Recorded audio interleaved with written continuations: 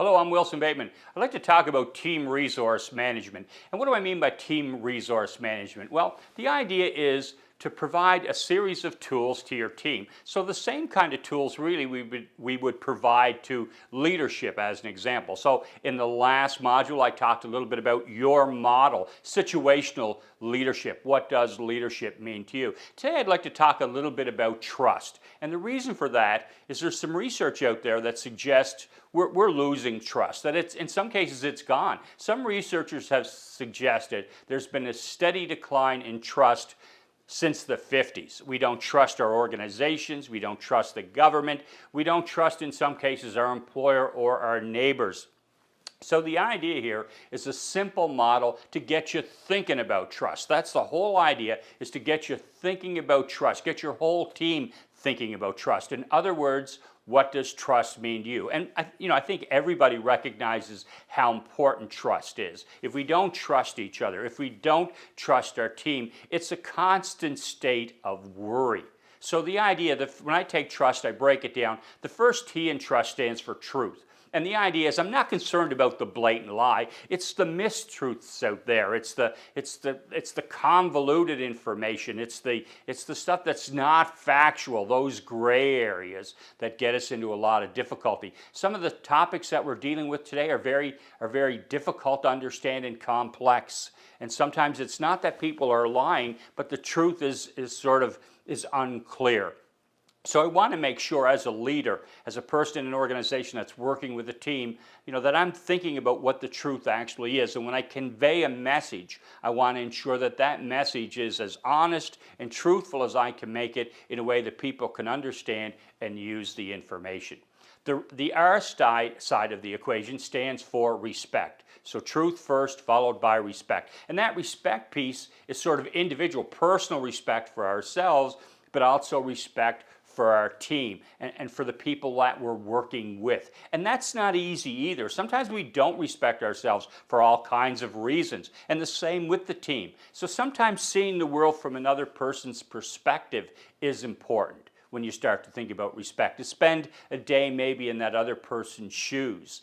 Sometimes in organizations, people mirror different job positions, and I think that helps to create a level of respect because you can see it from someone else's perspective. The U stands for understanding, so you can kind of see how these work together. And the idea in understanding is to dig deep. If we're dealing with an issue, then let's really dig deep to determine what the problems are. Let's not just look at it on the surface. Let's develop a level of understanding for whatever that issue might be, whatever challenges we're facing in our organization or even in our personal life. Let's develop a deep understanding. The S in the model stands for service and support. And the idea is we owe a debt of service. And sometimes that's to a person that we're working with. Sometimes it's a family member, but we owe a debt of service. And we also, as leaders, certainly, we are required to support. We need to support our team. We need to help our team. We need to provide them with the tools and the resources that they need in order to work effectively. So when you start to think about service and support, again, you can see how they go together. The last T in the model is tolerance. And the whole idea in tolerance is, guess what? Sometimes the truth is a little cloudy. Sometimes it is a little murky. Sometimes you're not getting the respect that you feel that you deserve. Sometimes you don't understand an issue or a topic as in depth as you would like to. As far as service and support, it just doesn't feel like it's there. So when it comes to tolerance, the idea is just to recognize that it's not a perfect world, that all these systems don't always work the way that we'd like them to work, and we have to recognize that and be tolerant of mistakes and errors that are made along the way. Yes, learn from them, but to recognize they're part of life, that these difficulties that we face can be overcome.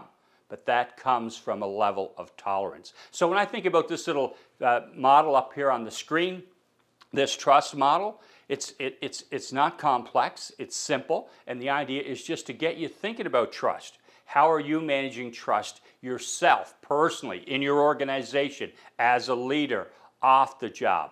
What does trust mean to you? Truth, respect, understanding, service, and tolerance. I'm Wilson Bateman for Team Resource Management. Thanks for watching.